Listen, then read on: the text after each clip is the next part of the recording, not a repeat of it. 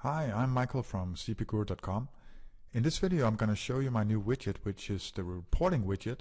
A widget that allows you to transfer and send course data such as variables, custom variables, and quizzing data to email, and also store it directly in Google Sheets. Alright, the widget is Flash-based and HTML5 compatible. The HTML5 version is more enhanced and has a slightly more advanced functionality than the SVF-based widget or the SVF-based output. So I recommend that, if possible, just publish to HTML5 all the time. Alright, so I inserted the widget on my stage, and if we go, you will do that by going to Objects, Widget, and then browse to the location where you stored the widget. Once you insert it, it will open up the Widget Properties panel. The Widget Properties panel consists of 5 areas, where 4 of them is active currently. So you have the Google Service settings, where you define if you want to use Google Sheets and if you want to use their mail service. And then you would actually paste the web app URL in here. So we'll come into the details and show you how it's done later, but this is just an overview of the various functionality. Then you have the email settings, which defines which email address should be receiving the email, which should be the sender email, which will only work in the external script settings, if you use an external script. What is the subject of the email, and do you want to send a copy to the student? You have external script settings, which means that you can define or set it to use a PHP script to send the email instead of using Google services. The reason for this is that the PHP script can send a slightly more complicated or can you say not complicated, but useful email, because you get more data in it for each question. Additionally, by using the PHP script, you actually get around the limitation of 100 emails per day from Google. And finally, you now have the ability to use SMTP mail service in the PHP script. So you can actually use this PHP third-party script with your own SMTP server, and that means that you're less likely to get, your mails are less likely to get caught in the spam filter whenever you send an email to the users. All right, you have the possibility to define where the custom script is located. In the general settings, you can define whether or not you want to include question data. So by default, you'll get all the quizzes passed and so many points scored and so many questions answered correctly. And if you choose to include question data, you'll get the data for the answers, users' answer to each question in your quiz. You can include custom variables, and you can define which custom variable names to include. And you can select here if you're not using a quiz result slide. Basically, most people use the quiz result slide, but if you for some reason decided to go with a custom quiz result slide you created yourself, you would need to check this option so the widget would know when to send the data. So this is actually the widget interface, and it's not maybe look a bit complicated to begin with, but it's pretty simple actually. So if we click OK to this and close it down. Okay, so now that we've looked at the widget properties and insertion of it, let's take a look at the Google Sheet. So if we pop over and open that, this is the Google Sheet that the widget will report to, and it contains timestamp, username, course name, etc., and mail status field, and that will be updated whenever the email is sent from Google with either a sent OK or an error message, if that is the case. So what we want to do is you want to take this URL and you want to go to your own Google account, and you'll simply paste this URL into the browser, and let's see, there we go. And right now most of it is blocked out because you can't edit the stuff that I have. So what you need to do is you need to go to File, Make a Copy, and then you would call it whatever you want. So let's call it Reporting Sheet. Oh, sorry, Sheet. Let's see. There we go. And we click OK. So now we're storing a copy of the sheet and the script that lies behind it in our own Google Drive. That's really important because we need to access this from our widget. So you can see it's working, and all the menus up here actually are now editable, and you also got a new one here called CP Guru. So the first thing you actually want to do whenever you have make a new copy of this, because if we go back, let's just go back to the main Google Sheets overview. So you can see you have the one that you copied from me, and we have the original one, and you have the one that we just copied. So you would make one for each of your courses that you want to track. So whenever you make a new instance of this sheet, the first thing you want to do is go to the CP Guru menu and click the Reset All button. And it runs a script, and then it says authorization required. The script needs your permission to access your data on Google. So if we click Continue, it will open up a window. We can select our account, and it says, I can't make it bigger though, it says that this script would like to view and manage your spreadsheets in Google Drive. It would like to view and manage data associated with the application, and it would like to send email as you. These three things are needed for the script to work, so we need to say allow in order for this to work. So if we click allow, now the properties and the authorization for the script is actually done. So the next step is that we need to generate a web app URL so that the widget knows where to publish the data to. This is done by going to Tools, Script Editor, and if we wait a little while, it will open up all the code that lies behind the spreadsheet and actually, formats the data and puts it in. You don't need to edit anything here. I recommend against editing anything here, because if you do so, you may well break it and it won't work. You can always copy a new instance of the sheet though and get it to work again. But what you want to do here is you want to go to the Publish menu, and you want to select Deploy as Web App. So we select this, and it's the first time, so it would be a new project version. Describe what has changed. Well, nothing. Execute the app as, that would be your own Google account. So me, or in your case you. Who has access to the app? In this one you would say anyone, even anonymous. So anyone has access to post data to the app. So once we've selected these things, we'll click Deploy. The project is now deployed as a web app, and you get a long URL here. Alright, so I'm gonna mark this URL here, and I'm just gonna copy it to a different screen here, so I got it for reference. Alright, so this URL here is what we need to put inside the widget properties. So if we just click OK here, we can actually close the script window down, and we'll go back to our project here, open up the widget, and in the Google Web App URL we'll paste in the information that we just retrieved from the Google Web App URL. So we need to decide that, okay, we want to use the Google Sheets service. Let's select Google to send the mail as well. And who's going to receive the email? We'll take, and we'll just put ourselves in our own email here. Let's see, like that. And the sender, I'm just going to do this to show you the difference between the PHP script and the other one. And email would be testing. And let's include the question data and include custom variables.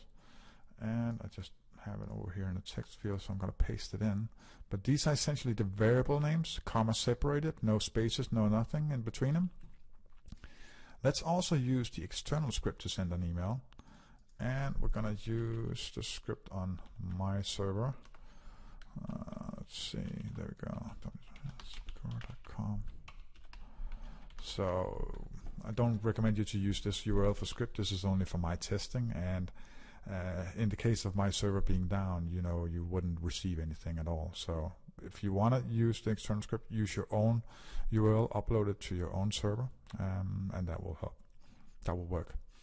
Okay, so everything looks good here, so we'll click OK. And in the widget, we need to, let me just drag this one over here. we need to set the display to display for rest of project, and that's because the widget needs to pick up data on every slide. So put it on your first slide, set it to rest of project.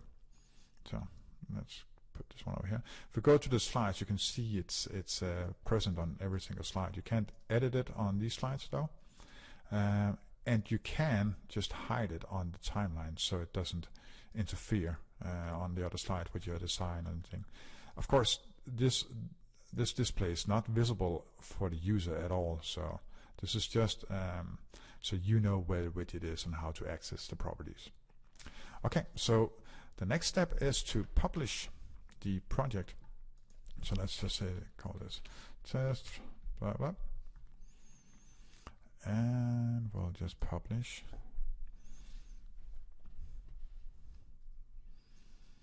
And this should go pretty quick. It's not a big project at all. And while waiting, we'll say no. And now I'm gonna switch over to the other screen, which you can't see, but basically what I'm gonna do is I'm gonna upload the project to my FTP server, so we can view it. And let's see, we'll just take a second.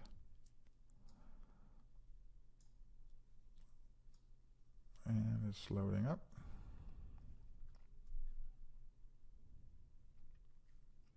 And we should be good to go. So let's switch over here and we'll call it testing. Okay, so this is the HTML5 output we're going to test first. So we'll just hit enter and the project will open up. Solar system quiz. So select the planets in our solar system. I'm just going to scoot to it real quickly. You can try the project yourself if you like on the link. I'm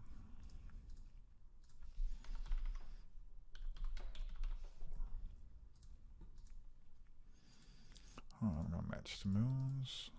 Let's do that. And select the correct Milky Way. And this one I'm just going to select wrong. Yeah. So I'll click submit. And this one will be gone. It's just for my testing purposes. But this is actually it. So if we go to the Google spreadsheet now, you can actually see that the data has been received by our sheet already. So it displays the time, displays my name, it displays the course name, which is found in the course properties, date completed, time completed, how long time I spent in the project, if I completed the course, passed the quiz, sorry, maximum points, points scored, the quiz percentage, number of attempts, and then you get my answers to each of the questions. And if I answered the question correctly, you'll get marked as a green color, and if I answered it incorrectly, it will be marked as a red color. Finally, you'll have the variables, custom variables that we chose to, and as you can see, it just contains some garbage basically, but this is just my way of testing that it will work with all kinds of weird symbols and stuff, which you can see it works pretty good. And you get a mail status of send OK. So if we go to the mailbox here, we received 2 different emails. So let's start with the top one actually, testing.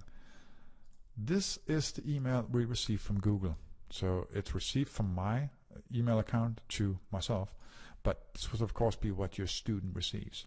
And you'll have the course name, completion date, time spent, you'll have a number of variables, you'll have the custom variables that I've asked to be included in the email, and you'll have the response to each of the actual questions in the project. Alright, let's go back to the mail view and we'll click the other email that comes from support, and that's from the PHP script. And as you can see, it has a slightly different format. So most of the information is the same, but where it really actually differentiates itself is in the interaction data. So you'll get to know which type of interaction it is, you'll get to know the latency in milliseconds for each question. So you can see that I took 7 seconds to answer this question.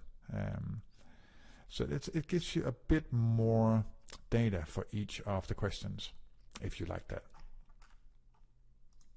So that was pretty cool.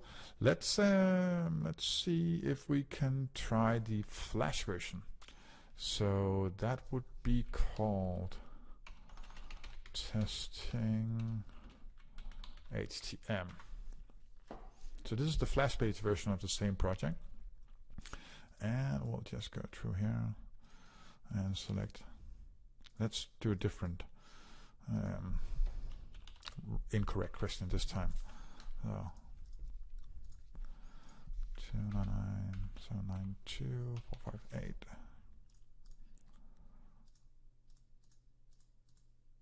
And there we go. Make away. And I'm going to answer this incorrect as well. All right. As you can see, this has a slightly different approach, because the Flash-based project opens a pop-up window in order to be able to send the data to Google. And this is actually because Flash Player or Flash-based output is pretty much getting unsupported in almost every single way. And in order to be able to send the data to Google, we need to send it by a special method. And this method is actually to open a window. So this is one of the things that is somewhat annoying in the Flash-based version, but unfortunately there's no way out of it. So all right, let's go back and see the Google Sheet. So, and you can see that we have a new line added, and most of the data is the same. There is some differences though. So if we look at the data received, we still get the green for questions answered correctly and red for questions answered incorrectly. But as you can see, the HTML5 version supplies us with the actual wording of each of the answer options in the question, whereas the Flash-based versions only give us A, B, C, D. So you'll still be able to see if the user answered the question correctly or not with the Flash-based version, but it's not as neat as with the HTML5 output. That's especially apparent in the sequence question here, because in the HTML5 version you get the actual planet names in the way that they were arranged, whereas in the Flash-based version you'll get some pretty garbled text. But I'm sorry, but you have to live with that, because I'm not going to do any further development on the Flash-based version since it is basically on the way out of the door. So, but aside from that, there's no difference. Actually, there is one difference. So now we let's do it one more time. I'm gonna do it one more time for the fun of it. Let's see if we can find it. It should be here. So I'm going to go through it real quickly now, and I'm going to answer the same amount of questions correct as we did on the first HTML5 based project.